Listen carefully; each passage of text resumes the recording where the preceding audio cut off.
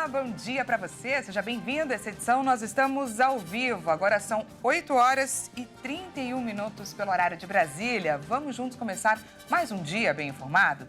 Se você estiver correndo para o trabalho, arrumando a casa, só aumenta o som e vem comigo conferir os assuntos dessa quinta-feira no Brasil e no mundo. Vamos dar uma olhada no cardápio de notícias desse 19 de outubro. Corredor de ajuda humanitária em Gaza é vitória diplomática dos Estados Unidos. Sexto avião com mais 219 repatriados brasileiros repatriados de Israel chega ao Rio de Janeiro. Preço da gasolina registra leve queda pela 7ª semana seguida nos postos. E a gente fala também sobre a Feira do Empreendedor, que vai só até hoje. O evento acontece aqui em São Paulo, mas busca estimular o desenvolvimento de novos negócios no Brasil e também no mundo. A gente conta tudo isso e muito mais a partir de agora. Seja muito bem-vindo. Bom, a gente começa falando, infelizmente, do 13º dia de confrontos entre Israel e o grupo Hamas. As forças de defesa israelenses anunciaram ter matado o chefe da ala militar de um grupo palestino na faixa de Gaza. Desde o início dos conflitos, no fatídico 7 de outubro, mais de 5.187 pessoas morreram, entre civis e também militares dos dois lados. De acordo com o Unicef, até o momento, mais de 700 crianças foram mortas em Gaza e pelo menos 2.000 ficaram feridas. Além desses, há o registro de 65 vítimas na região da Cisjordânia. Vamos conferir. A informação da morte de um dos líderes do grupo radical conhecido como Comitês de Resistência Popular, o CRP, foi divulgada pelas Forças de Defesa de Israel nesta quinta-feira. O CRP é considerado um grupo terrorista por Israel. O ataque aéreo feito com caças em Rafah matou Rafat Harb Hussein Abu Hilal. Militares israelenses também disseram ter bombardeado novos alvos terroristas na região. Israel alega ter conseguido destruir postos de lançamento de mísseis, túneis, bases de inteligência e centros de comando terrorista. Desde o início do confronto, em 7 de outubro, a região vive uma escalada de tensões. Milhares de civis palestinos aguardam a chegada de ajuda humanitária vinda do Egito na faixa de Gaza. Após a visita do presidente americano Joe Biden a Tel Aviv, Israel já anunciou que vai permitir a entrada de alimentos, água e medicamentos, desde que a ajuda não chegue ao Hamas. Ainda não está claro quando essa ajuda atravessará a fronteira do Egito com a faixa de Gaza. Os kits devem entrar na região pela passagem de Rafah, que também foi alvo de bombardeios recentes. Bom, além da morte do líder do grupo radical CRP, o exército israelense informou a morte de 10 integrantes do Hamas e da fundadora do braço feminino do grupo islâmico em Gaza. Jamila Abdullah Shanti, membro do Conselho Legislativo palestino e também fundadora do braço feminino do Hamas. Ela morreu em um bombardeio na faixa de Gaza. E olha só, Israel divulgou um vídeo de drone que mostra supostos danos provocados pela explosão na região do hospital em Gaza. Explosão essa que encorpa uma guerra de narrativa, já que autoridades em Gaza culparam Israel, enquanto o país afirmou que foi um lançamento de um foguete pela Jihad Islâmica, que não deu certo. A afirmação essa também negada pelo grupo armado. Na legenda desse vídeo está escrito que os danos causados pelo lançamento fracassado de foguetes da Jihad Islâmica estão no estacionamento e não são semelhantes a uma cratera resultante de um ataque. E segundo os militares, os edifícios ao redor do hospital não foram danificados, o que provaria que as forças de defesa de Israel não atacaram de fato a área. A ONU anunciou nesta quarta-feira que pretende fazer suas próprias investigações sobre o bombardeio ao centro médico Ali Arab, em Gaza, que provocou a morte de centenas de civis, como a gente viu, na localidade e também o acerramento de uma guerra de versões. Bom, e apesar do veto dos Estados Unidos à proposta brasileira, as negociações continuam. Com isso, o Brasil tenta aí levar ao Conselho de Segurança das Nações Unidas uma nova resolução brasileira.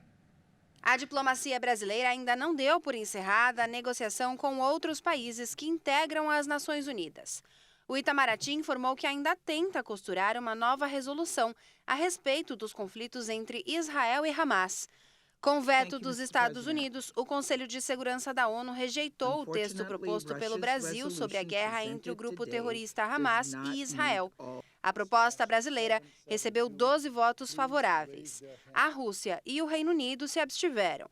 O veto dos Estados Unidos era esperado, mas os 12 votos a favor fortaleceram a posição brasileira, a ponto de o presidente Lula ser convidado para uma reunião de emergência no Egito neste sábado. Além do Brasil, vão para o encontro os Estados Unidos, França, Kuwait, Catar e o secretário-geral da ONU, entre outros. O objetivo é tentar encontrar uma saída para a escalada de violência na guerra entre Israel e o Hamas. Para participar de novas rodadas de negociações, o ministro das Relações Exteriores, Mauro Vieira, viajou na noite desta quarta-feira para Nova York. Na sexta-feira, ele segue para o Egito, onde participa da cúpula internacional de debate sobre os conflitos. Segundo diplomatas em Nova York, a importância de seguir na tentativa de aprovar um texto semelhante ao apresentado pelo Brasil se materializa na ajuda para palestinos na faixa de Gaza e também na libertação de reféns sequestrados pelo Hamas. O Egito concordou em abrir a passagem de Rafah para a entrada de cerca de 20 caminhões de ajuda humanitária em Gaza. Mas, segundo o presidente americano Joe Biden, a abertura não vai permitir a saída de civis. E a gente fala também sobre mais um avião com repatriados que deixou Israel e pousou no Brasil, no Rio de Janeiro, nesta madrugada. Confira. O presidente dos Estados Unidos, Joe Biden, disse que o presidente egípcio, Abdel Fattah el-Sisi, concordou em abrir a passagem de Rafah para que Gaza possa receber ajuda humanitária. A passagem é a única que não é controlada por Israel. Até 20 caminhões de um comboio de ajuda, que espera dias no portão fechado da fronteira, seriam autorizados a entrar em Gaza. Apesar da liberação, as estradas perto do cruzamento estão repletas de crateras causadas pelos ataques aéreos israelenses e precisam ser consertadas para que os caminhões possam passar. O trabalho pode ser feito em 8 horas antes da entrada dos primeiros socorros. Biden esclareceu que a passagem só estaria aberta para ajuda, não para evacuações, deixando um destino incerto para os 2 milhões de palestinos que estão sem saída em Gaza, incluindo cidadãos estrangeiros e de dupla cidadania. Um avião disponibilizado pela presidência brasileira aguarda no Egito a abertura da passagem de Rafah para trazer de volta ao Brasil cerca de 30 brasileiros e seus parentes que estão em Gaza. E o 6º avião da FAB, vindo de Israel, com repatriados, aterrissou por volta das 3 da manhã no aeroporto do Galeão, na zona norte do Rio de Janeiro. Neste voo, desembarcaram 219 passageiros, incluindo 6 bebês. Ao todo, 1.135 pessoas e 35 pets já foram repatriados pelo governo federal. Segundo o Ministério das Relações Exteriores, há pelo menos 150 brasileiros interessados em deixar Israel e retornar para o Brasil. Bom, nós temos acompanhado e trazido aqui para vocês o drama dos brasileiros que estão na faixa de Gaza tentando retornar para o Brasil e os esforços do governo para a negociação da passagem para o Egito. Uma missão delicada e a gente também tem comemorado juntos a chegada de cada avião da missão voltando em paz. A gente acabou de ver aí na matéria anterior muitos sorrisos das pessoas ali desembarcando. E mesmo em meio a essa difícil realidade de guerra, algumas pessoas estão buscando formas de ajudar quem está na região dos confrontos. Tanto civis quanto militares têm vestido aí a capa de super-herói. A gente vai mostrar agora a história do brasileiro Jonas Gabriel, que enquanto esteve em Israel, se dedicou a ajudar as vítimas dos ataques. Vamos conferir. Aí, galera, estamos aqui no voluntariado, fazendo comida hoje, fazendo sanduíches, comida para poder levar para o pessoal que está lá no campo de guerra. Este vídeo foi publicado pelo mineiro Jonas Gabriel Carvalho Xavier em uma rede social, assim que o conflito em Israel começou. Ao invés de fugir da região, o jovem de 25 anos resolveu se voluntariar para ajudar no que estivesse ao seu alcance. A gente já cortou muito pão aqui, desde muito cedo. E aqui tem um pessoal que está cuidando da festa, da galera da festa que sumiu, que desapareceu. Entre eles, os brasileiros Gabriel Barel, Carles Telzer, Ranine Gleiser e Bruna Avaliano. Todos encontrados mortos, dias depois dessa gravação. Estão tentando entrar em contato com eles pelo Facebook, pelo número de celular. E ver se acha essas pessoas que estavam na rave lá no sul quando aconteceu o ataque. Apesar do medo, nada tirou de Jonas o desejo de ajudar o próximo e de fazer parte dessa grande corrente do bem.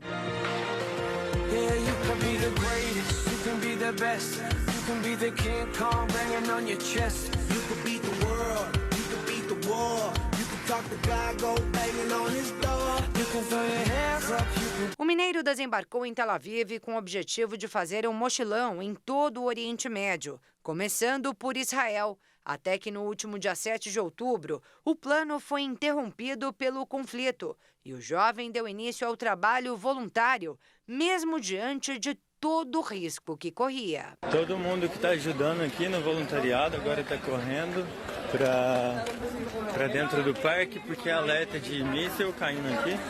E estamos todo mundo aqui.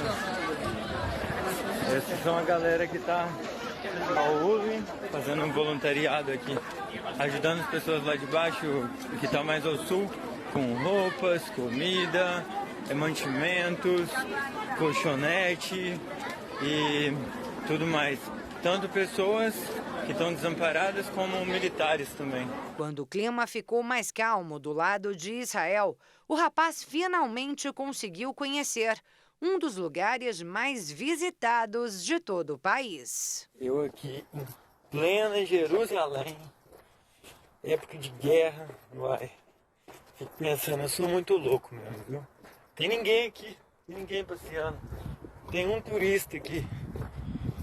Só eu, os lugares estão abertos ainda. O Muro das Lamentações e tal. Peguei alguns locais abertos.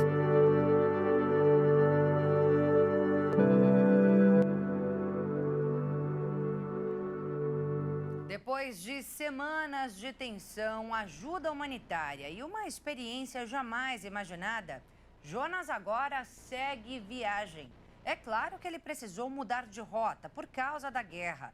Ao invés do Oriente Médio, o brasileiro continua um mochilão em países da Europa, começando por Portugal. Quem sabe em tempos de paz, Jonas ainda volte a Israel.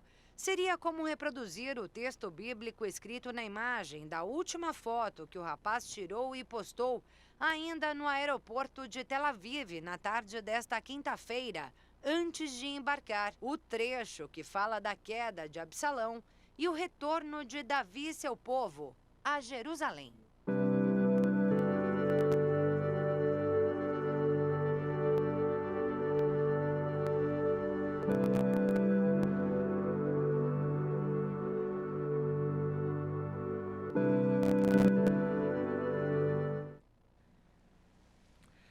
E veja a seguir, preço da gasolina registra leve queda pela 7ª semana seguida nos postos. E a gente fala também sobre a Feira do Empreendedor, que vai só até hoje. Não perca, a gente te conta tudo já, depois do intervalo.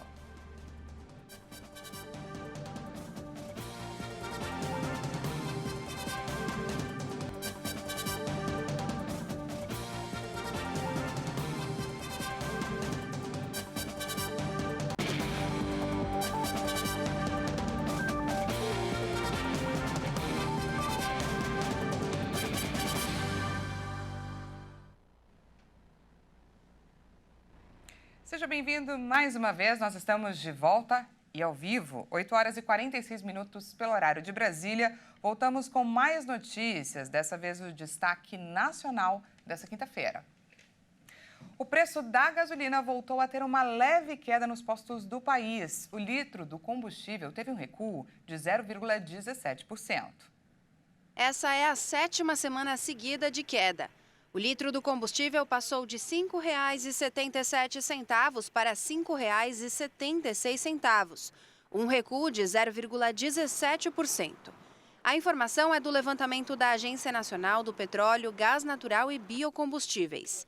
A pesquisa de preços foi realizada entre os dias 8 e 14 de outubro. Após o reajuste autorizado pela Petrobras, em 16 de agosto, a gasolina chegou a atingir R$ 5,88, o maior valor desde julho de 2022. Depois disso, já caiu 12 centavos, cerca de 2%. Os outros combustíveis também tiveram queda de preço. O valor médio do etanol hidratado recuou 0,27%, indo de R$ 3,62 para R$ 3,61 por litro. O diesel caiu 0,32%, após ter mantido estabilidade em 2 semanas e 8 altas consecutivas nos postos brasileiros. O preço médio do litro do diesel S10, o mais comercializado no país, passou de R$ 6,22 para R$ 6,20. E segundo a Fundação Instituto de Pesquisas Econômicas FIPE, o preço do aluguel de imóveis residenciais desacelerou entre agosto e setembro. A alta saiu de 1,33% para 0,96%. Quem traz para a gente os detalhes é o nosso repórter Leonardo Félix. O estudo da FIPE usou como base anúncios de 25 cidades no site Zap Imóveis. No ano, as locações acumulam um crescimento de pouco mais de 13%. E em 12 meses, alta de cerca de 16%. Mesmo com a queda, o índice FIPE-ZAP se manteve acima das variações do IGPM e do IPCA. Segundo a pesquisa, todas as cidades incluídas na apuração apresentaram alta, com destaque para as variações observadas em Santos, Recife, São Bernardo do Campo, Fortaleza, Guarulhos e São José do Rio Preto. Com isso, o preço médio do aluguel de imóveis residenciais ficou em R$ 41,51 por metro quadrado. Entre as capitais envolvidas na pesquisa, o valor mais alto foi na cidade de São Paulo, de R$ 50,69 por metro quadrado. Na sequência aparecem Florianópolis, Recife, Rio de Janeiro, Brasília, Belo Horizonte e Curitiba. No levantamento referente a setembro, as cidades com menores valores de locação são Fortaleza, Porto Alegre, Salvador e Goiânia. E nessa quarta-feira, foi o ex-presidente Jair Bolsonaro quem classificou de um absurdo o pedido de indiciamento feito pela CPMI dos atos do 8 de janeiro. Ele questionou os responsáveis pela comissão, que não pediram que ele fosse convocado para prestar esclarecimentos. A declaração foi dada logo depois dele comparecer à sede da Polícia Federal em Brasília por causa das acusações de um suposto esquema com empresários para um golpe de Estado. O ex-presidente entregou sua defesa por escrito e o advogado questionou o andamento da ação sob o comando do Supremo Tribunal Federal. Nenhum, absolutamente nenhum dos investigados detém foro por prerrogativa de função. São empresários e um ex-presidente da República. Portanto, se houvesse algum fato delituoso a ser investigado, ele deveria tramitar em primeira instância.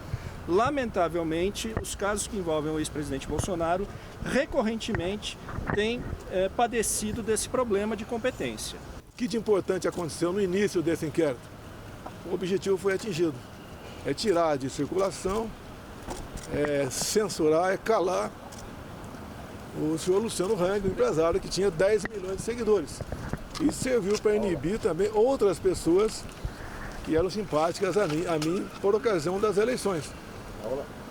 Então, é mais um fato que mostra, no mínimo, a parcialidade de como foram conduzidas as eleições do ano passado. A Feira do Empreendedor, evento realizado em São Paulo pelo Sebrae, termina hoje, nesta quinta-feira, e mobiliza milhares de pessoas para estimular o desenvolvimento de novos negócios, tanto aqui no Brasil quanto no mundo.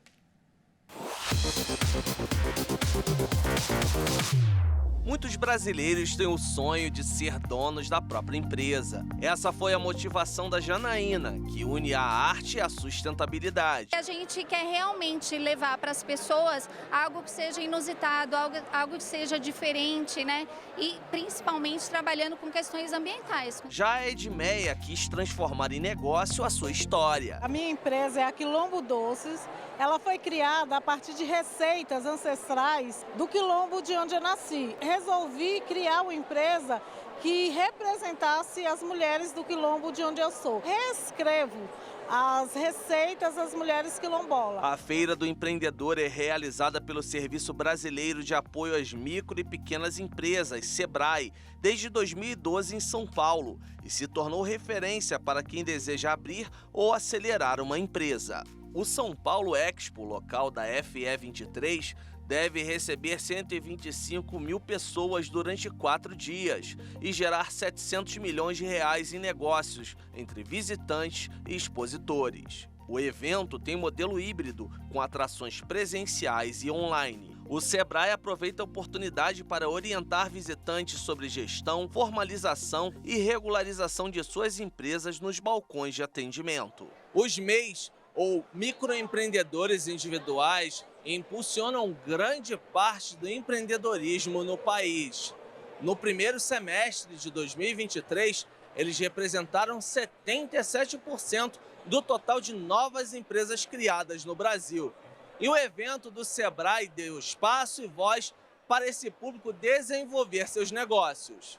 Então enfrentamos uma dificuldade de expandir o nosso negócio para mais pessoas, para mais lugares, então ainda estávamos muito pequeninas. Esse movimento aqui hoje mesmo foi um movimento que nos trouxe uma amplitude muito maior. O maior desafio é crédito, porque nós não temos uma fonte de crédito para investir na marca. Então isso é muito difícil, é muito complicado. O espaço de 52 mil metros quadrados tem estandes e um shopping com pequenos negócios atendidos pelo Sebrae. O evento gratuito também oferece ao público uma série de atrações inovadoras e interativas, com palestras e oficinas, com destaque para a Arena do Conhecimento. O espaço Sebrae Delas é voltado ao protagonismo da mulher nos negócios. Na área reservada ao turismo, é possível fazer esportes radicais, como escalada e rafting. A tecnologia entra em cena na arena de games, que usa jogos para testar habilidades comportamentais, como trabalho em equipe, comunicação, liderança, gerenciamento de tempo e recursos, inteligência emocional e trabalho sob pressão. A inovação traz a loja do futuro, pensando em soluções para o varejo. A consultora do Sebrae São Paulo, Fernanda Prada, falou sobre o evento e seus objetivos. Para nós do Sebrae, o principal objetivo da Feira do Empreendedor é gerar negócios para as micro e pequenas empresas do estado de São Paulo. A gente vem trazendo aqui mais de 1.300 expositores que trazem oportunidades para quem quer empreender ou para quem já empreende e quer melhorar os seus negócios. Então a gente tem aqui muita oportunidade, tem franquias, tem os serviços, tem máquinas e equipamentos, tem negócios digitais, tem vários expositores que estão trazendo as melhores oportunidades e os melhores negócios para todo mundo que está visitando a feira. Com a Feira do Empreendedor, a Janaína pensa no futuro e quer crescer cada vez mais. Hoje aqui na feira, a gente está em contato com os empreendedores. A possibilidade de fechar negócio, a possibilidade de sair do micro e ser grande no mercado.